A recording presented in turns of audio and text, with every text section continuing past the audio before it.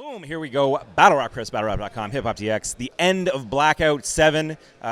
My 7th Blackout. Your 7th Blackout. We've been here since the beginning. So first of all, how you feeling? Pretty good, man. Happy with the way it went. You know, there's a few cancellations and everything, but stressing the last week kind of just makes us work a little harder. You know, piece the pieces together. Try to do what we can, you know, but I'm happy with it, man. Stitched it together. Yeah, the turnout was crazy. The venue was crazy. Every single battle I felt like, you know, exceeded expectations. The crowd was incredible today. I'm happy, you know. Yeah. Let's talk about high points. Standout battle for you? I thought DNA and A-Ward was a real standout battle for me, and I thought the 2-on-2 was a big standout battle as well, yeah. Agreed, and I think the title match was incredible as well. Really lived up to my expectations, and I think surpassed everyone else's expectations.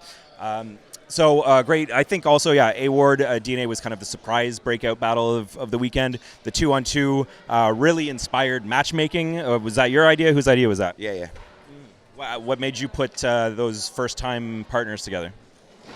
You know, Chedda's someone I'm always trying to find matchups for. I think Chedda's kind of really one of the more slept-on battlers and King of the Dot, you know, just based on his image. But, like, really when it comes down to it, the work ethic, the skill and everything, he's really good. You know what I mean? He grinds hard. He does stuff in different facets that a lot of the battle rap fans don't see. The parody videos, they really kick off for him. You know, he's a solid character. And I'm always trying to find something to happen for Cheddar and you know what I mean, trying to make something good. And I think, like, you know, I feel the same way about Carter now. They're both two real, unique, incredible individuals. And the fact that they battled each other and kind of built like a friendship through their battle was something that they came to me with the idea with. And then it was just basically me sitting around and kind of, you know, with my team, obviously, shout out to Bishop, shout out to Gully and everyone like that. We all talk about everything. We just, you know, try to come up with the best possible solution and what could be, it's Blackout. We got to make, you know, interesting. Right. So, yeah. And absolutely, I thought the card was an interesting card.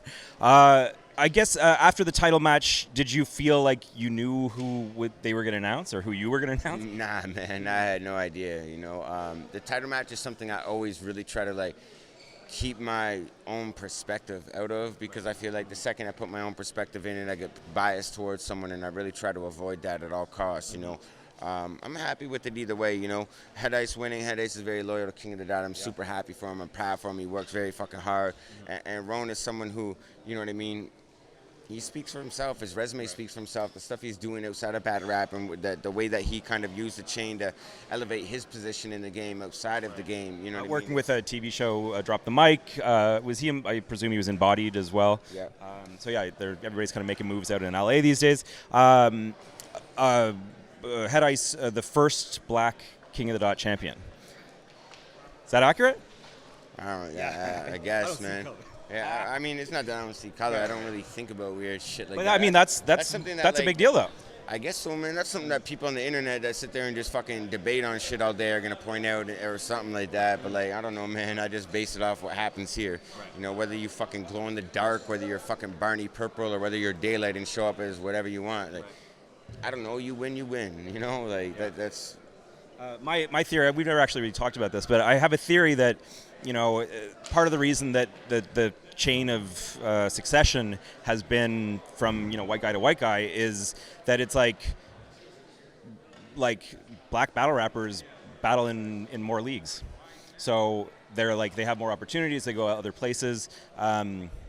And, you know, it's like white guys aren't getting booked on Smack, or not necessarily white guys, but like King of the Dot battle rappers, Carter Deems is never going to get booked on Smack. So he finds a lane here and he succeeds with it.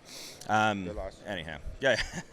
I mean, I've seen T-Top react to Carter Deems bars on a Spit That Heat battle, and it's out of control. Anyhow.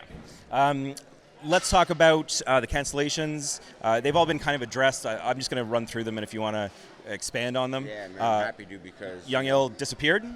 Yeah, so Young Ill was someone who, I first hit him up, I was actually, you know, I was happy to work with Ill because, you know, I've had a good relationship with Ill in the past, and he was excited. It was really weird. You know, we even told him, we're announcing you today, you know what I'm saying? And he was like, yo, bet, cool.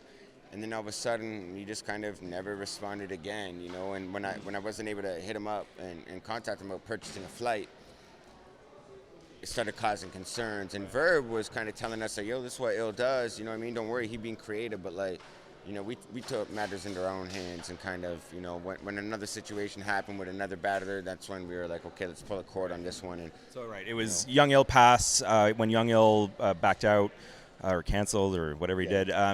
Then it was also Peanut and Nestle. Yeah. Let's talk about Peanut. What happened there?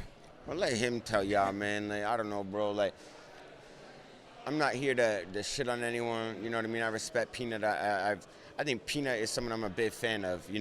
I've been really happy to see his rise in battle rap. I'm someone that I can say, like, I enjoy watching Peanut battle. I think, especially given the last thing that happened with him in Toronto, with him and Bender, was a real breakout performance. His reason for backing out, something I don't agree with. I really don't think it was a justifiable excuse. I think, per se, Caustic dislocated his knee. He had to go for MRIs, torn ligaments, surgeries, medication. That's a different story, sorry. Getting involved with two girls at the same time and being worried that they're going to come here and maliciously, like... We're back on Peanut by now. Yeah. You a battle rapper, do your thing, adapt to it. Don't make everybody else take an L so you don't got to take one. It's not fair for us to, purchase flights, hotels, pay for graphics, pay for video editing, and then you back out because something happens in your life, and another person, Ness, potentially would have lost his opportunity, and he would have lost the money that he was supposed to be making. So you making people lose money, you making people miss opportunity, and you making everybody else take an L so you can kind of fall away. What kind of an event?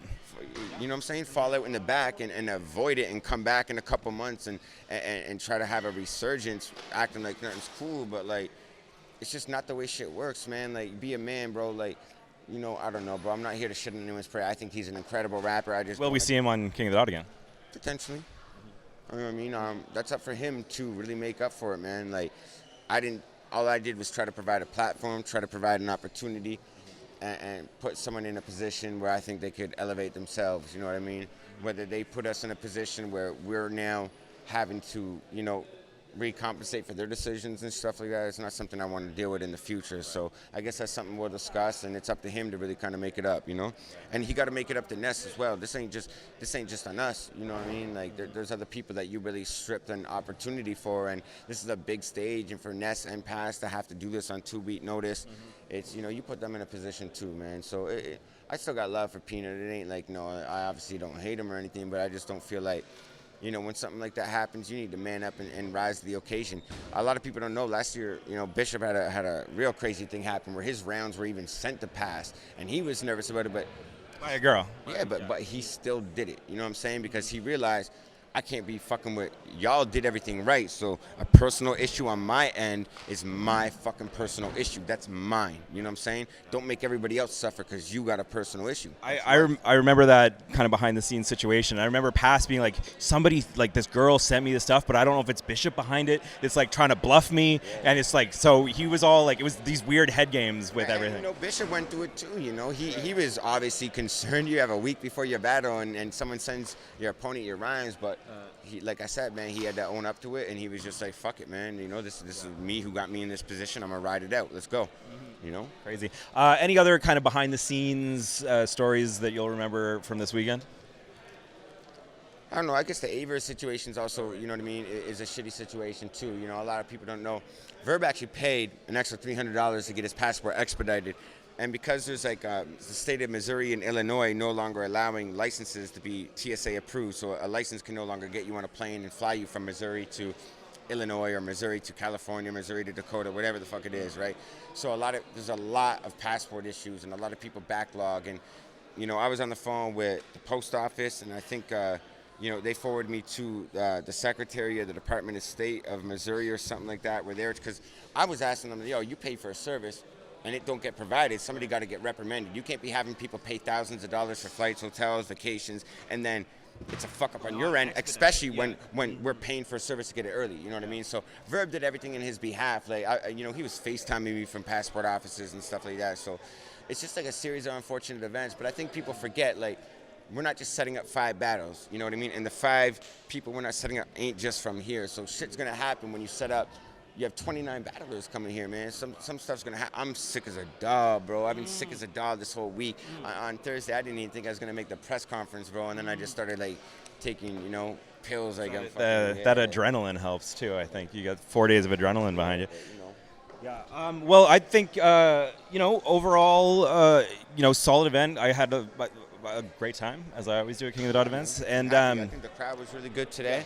I think this venue is really dope. The first time we used that, I think my fucking team killed it. The pay-per-view team. I think everybody from the MC Wranglers to all the people that do the leg work. A lot of y'all don't really see it, man, and I get a lot of credit for their stuff. But I got a team of like at least 20 people that work and make this possible, and I'm just literally like the face of it. You know what I mean? Like, yeah, I do a lot, but they do a lot too. So DJ Doctor, the Avi, to Sandeep, to you know what I mean, to Mark, to Clayton, to Kyle, to Jeff, to Bishop, to Gully, to Kingfly, you know what I mean, Joe Cash. We have a solid team, and they work hard, man. Like, I don't feel like people take these events lightly, man. We do a lot to put this on. And then what's next? What's the next event? Mass 3, man. Woo! You already know we're going to fuck around and shot the world with this one, man. All right, we'll end it there. Organic, I'll see you in Boston. Oh, man. Yeah, nice work. Congratulations. We out.